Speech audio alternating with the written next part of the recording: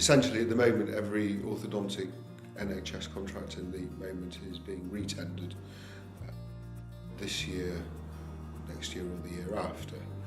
The issue is not only the question of whether they get a tender, but if they do, whether they will then be in a position to trade successfully, and if they have an eye on selling their practice, whether they will be able to realise the goodwill value of their practice by making sure that things are done in the correct way through the tender process. If we take a step back, 2006 they brought in new NHS contracts, two kinds of contract. I'll bore you with the details, GDS and PDS. Most orthodontic practices were awarded PDS contracts, and there were two specific issues or two differences between those and GDS contracts which are key to the situation now and how they need to be thinking now. And those two issues were, one was that PDS contracts were time limited, so typically they were issued for 3 years and they've been renewed every 3 years since then, most of them. And the other issue is that you are not allowed to sell or transfer the benefit of those contracts. So on the face of it, if you want to sell your practice, the problem is that you have no right to transfer the NHS contract to another orthodontist. So pretty much all of the orthodontic contracts, the NHS contracts throughout the country, are up for renewal, as I say, either this year, next year or the year after. And whereas previously the process has not necessarily been automatic, but in the vast majority of cases they've simply been awarded another 3-year contract, another 3-year contract, etc. Even though, and this is the important part, there's no legal obligation upon NHS England to award new contracts. Obviously there's a demand for orthodontic services out there, and therefore on the basis of that they've just carried on renewing the contract. This time round, it has to be said, primarily for financial reasons, quite frankly, they are re-tendering, so they are asking people to go through a whole tendering process.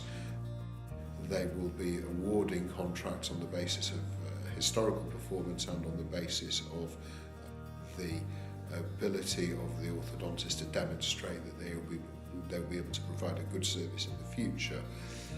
And crucially, they are going to be significantly reducing the value of those contracts. This is why I say it's all financial at the end of the day. Nevertheless, those contracts are still clearly extremely valuable. So the position that orthodontists are in at the moment is they're having to go through what is a very painful process of retendering, and on the basis of that they will either will or will not be awarded a new NHS orthodontic contract. My concern is that they have to think very carefully about a number of issues when they're going through this process.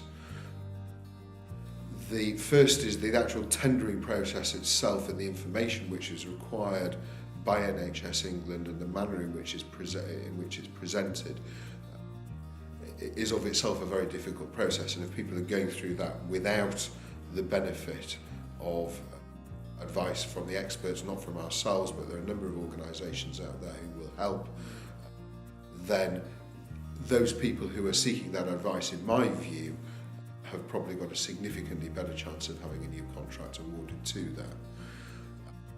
But there are a number of other points. The first is that the message being given by NHS England is that they are looking to reduce the number of contracts. And again, in my view, it comes down to finances. If they have contracted with 5 organisations rather than the 10, that's half the administration for them.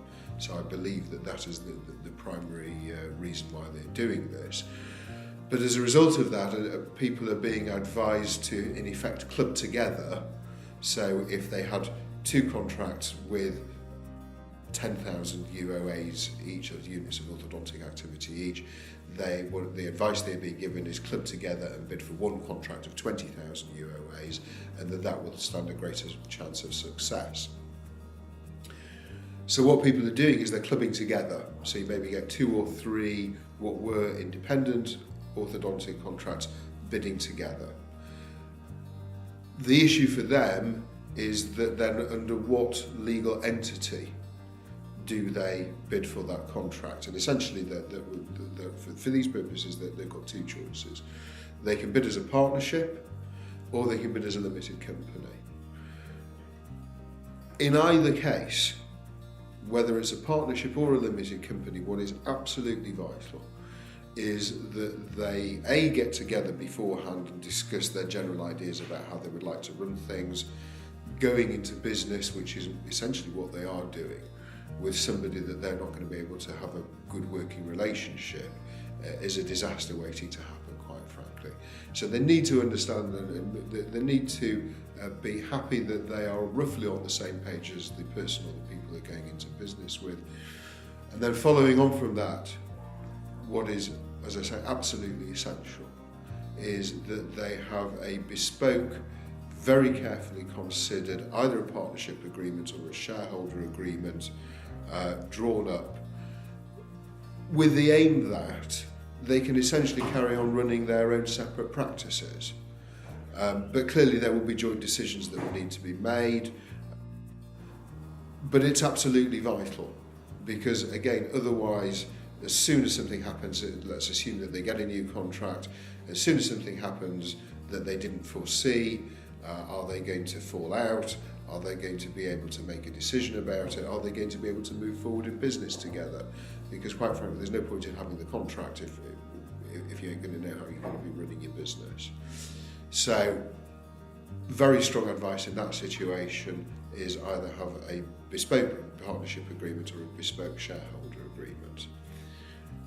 The point which follows on from that, and which is the other key issue so far as I'm concerned, is that if you bid for one of these contracts either as a sole practitioner or as a partnership, then, as I said previously, there is no right within these contracts to transfer them. So that means that if you do want to sell your practice, you're only going to be able to realise the goodwill value of your practice if you are able to transfer the NHS contract to someone else. And as I say, the contract says you can't do that. So they're then in a difficult situation. They are then either at the mercy of the LAT, who are notoriously fickle, and whose policies seem to change daily or depending on what side of the bed the contract manager got out of that morning. If they don't want to be in that situation, then don't bid for a new contract as either a sole practitioner or as a partnership, because that is then the situation that you will be in. If you bid as a limited company, and you're perfectly entitled to do that even if previously you've traded as a sole trader or a partnership, if you bid as a limited company, then what you can do subsequently, should you wish to sell, is to sell the shares in that company. The key difference there is that the company, from a legal point of view, is a separate legal entity. And that means, so far as the LAT, so far as NHS England is concerned, if you sell the shares, the contracting party is still the limited company. It's simply that who owns the limited company has changed. And again, what's crucial is that under the NHS guidance on incorporation, it is said that if there's a transfer of shares, yes, the LAT's permission is still required, but they cannot unreasonably withhold consent, which means that you're no longer at the mercy of the LAT. So if, for example, you've agreed to sell to another orthodontist, it's going to be very difficult for an LAT to refuse. How could they possibly reasonably refuse consent to transfer to somebody equally able to deliver the contract? So, in simple terms, my message is, number one, surround yourself with the necessary experts, and in my view there are three that you need. You need an expert dental accountant, you need people who have the expertise in being able to assist people with bidding for the contracts, and an expert dental lawyer. If you're going to be clubbing together, then you need to be having discussions and you need to have a bespoke agreement drawn up. Preferably that should be a shareholder agreement, because the third issue is bid for the contracts as a limited company, thereby preserving the goodwill value of your practice. And when you bear in mind that these practices these days can be worth millions of pounds, you're playing with fire, quite frankly, if you don't follow this advice.